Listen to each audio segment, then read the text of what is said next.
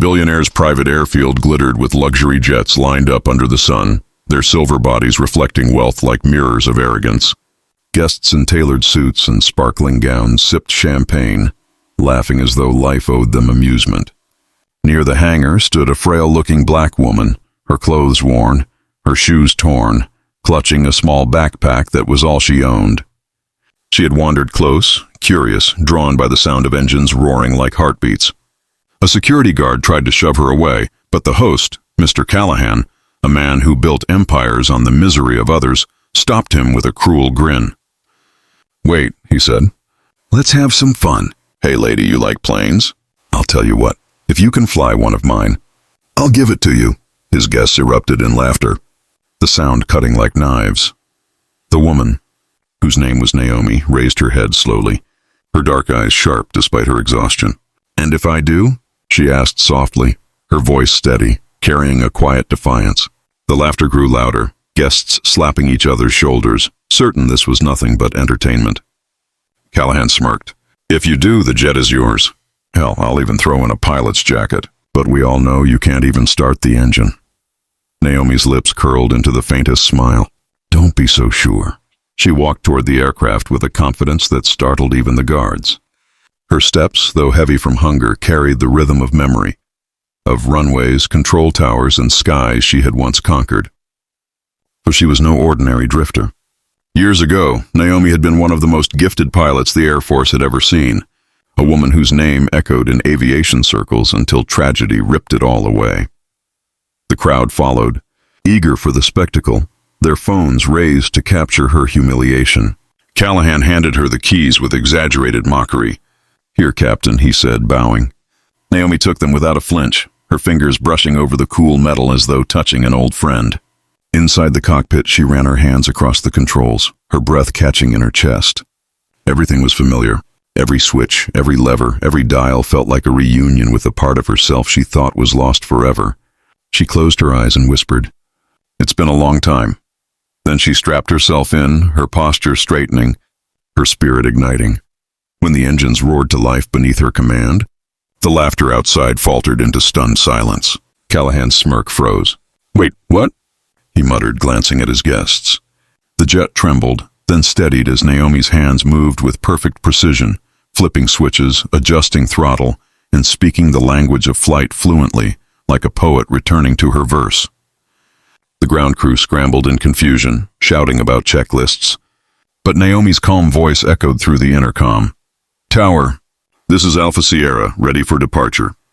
A stunned operator, unaware of the spectacle unfolding, cleared her for takeoff. The jet sped down the runway, wheels screaming before lifting effortlessly into the sky. Gasps rose from below as the woman they had mocked soared above them, climbing higher and higher. Naomi's heart pounded, tears streaking her cheeks as the horizon opened before her.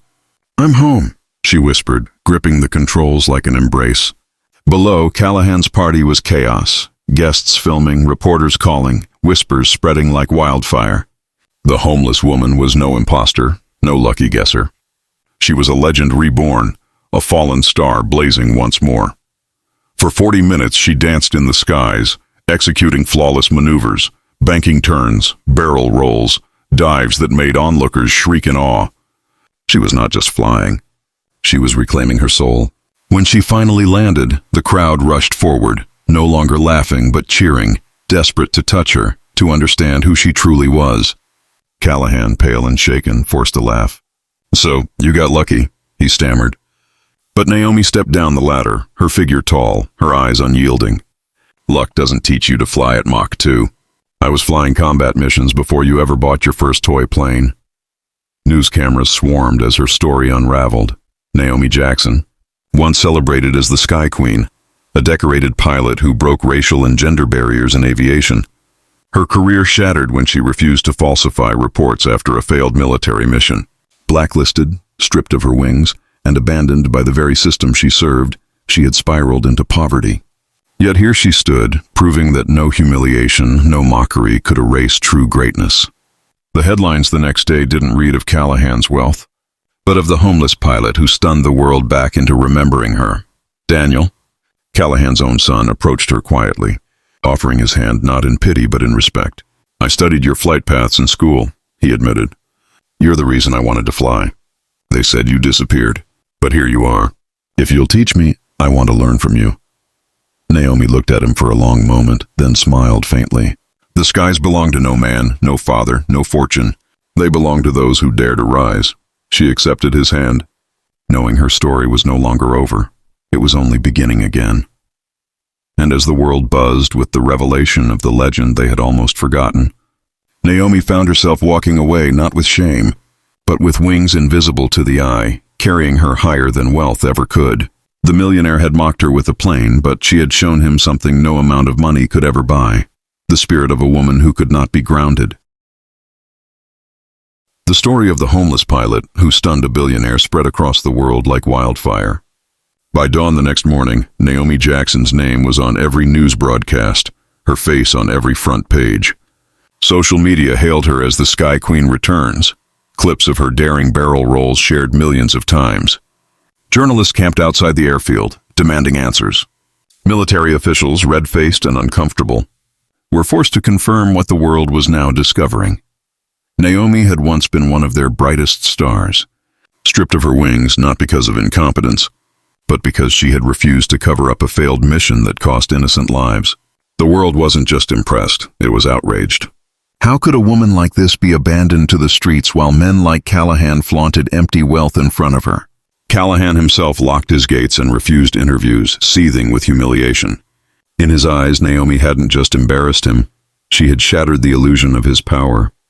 His so-called generosity, his little joke, had backfired so spectacularly that he now looked like a fool. "Find something on her," he barked at his lawyers. "Dig deeper. There has to be dirt we can use to bury her." But the more they searched, the more the truth inspired sympathy. She hadn't lost her career because she was unfit. She had lost it because she refused to lie. And in a world hungry for real heroes, that truth only made her shine brighter. Meanwhile, Naomi struggled with the sudden flood of attention. Reporters followed her to the homeless shelter where she slept, turning her quiet refuge into a circus. Offers poured in. Reality TV shows, book deals, brand sponsorships. But Naomi, sitting on a bunk bed with her worn-out backpack at her feet, whispered, "I didn't come back for fame. I came back to the sky." When representatives from a commercial airline offered her a position as a training pilot, she considered it carefully. Yet in her heart, she knew corporate flying wasn't her destiny. Her calling was to inspire, to remind the world, especially young black girls who had never seen someone like themselves in a cockpit, that the sky belonged to them too. One evening, as the noise of reporters grew unbearable, Naomi slipped away to the old community hangar where she had once trained. To her surprise, Daniel Callahan, the billionaire's son, was waiting. He was no longer wearing the smugness of privilege, but the humility of someone who had witnessed greatness and been changed by it. "You don't know me," he said quietly, "but I grew up idolizing you. I've read your flight manuals, watched your old training tapes. My father may see only class and color, but I see the legend who proved the sky has no walls. Let me help you. Let me fund your return." Naomi studied him with wary eyes, but the sincerity in his voice struck her. "If you want to help," she said, "then don't buy me a return. Help me build something new." Together they began laying plans for a flight academy, one that wouldn't bow to politics or corruption. It would be a place where the forgotten, the marginalized, and the overlooked could learn to fly. Word spread quickly and soon applications poured in, young dreamers who had never dared hope for such a chance. Naomi stood in the dusty hangar one night, staring at the stacks of letters and emails, tears welling in her eyes. "They see me," she whispered. "After all these years, they finally see me." Daniel smiled, placing a blueprint in her hands. "No," he corrected softly. "They always saw you. The world just made them look away. Now you force them to look back." But not everyone celebrated. The military brass, stung by their exposure, moved behind the scenes to discredit her. Rumors spread that she had stolen the billionaire's plane, that she was unstable, that she posed a danger. Anonymous threats arrived, warning her to back down or face consequences. Naomi felt the old weight of injustice pressing against her chest, the same force that had once stripped her wings. Yet this time she wasn't alone. The community rallied, thousands marching, holding signs that read, "Let her fly." Young pilots posted videos of themselves saluting her, calling her their inspiration. The louder her enemies tried to silence her, the louder the world shouted back. Then came the invitation that silenced even her critics, the International Air Show, the grandest stage in aviation. The organizers announced Naomi as their headliner, daring her detractors to stop them.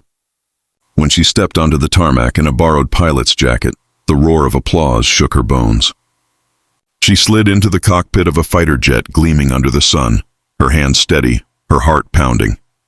As the engines screamed to life, she whispered to herself, "They tried to bury me, but I was always a seed." With one final push of the throttle, she soared into the sky, leaving behind not just the weight of poverty, but the chains of injustice. From above, the world spread out like an endless canvas. Naomi dipped, rolled, and climbed, her maneuvers breathtaking, her confidence unshakable. The crowd below gasped, cheered, and wept as they watched history rewritten before their eyes. For this was not the flight of a homeless woman, not the humiliation of a cruel dare. It was the flight of a legend reclaiming her crown. And as she cut across the sky, carving her story into the clouds, even her enemies could not deny it. Naomi Jackson had risen again, higher than any billionaire's arrogance, higher than any chain of corruption, higher than fear itself.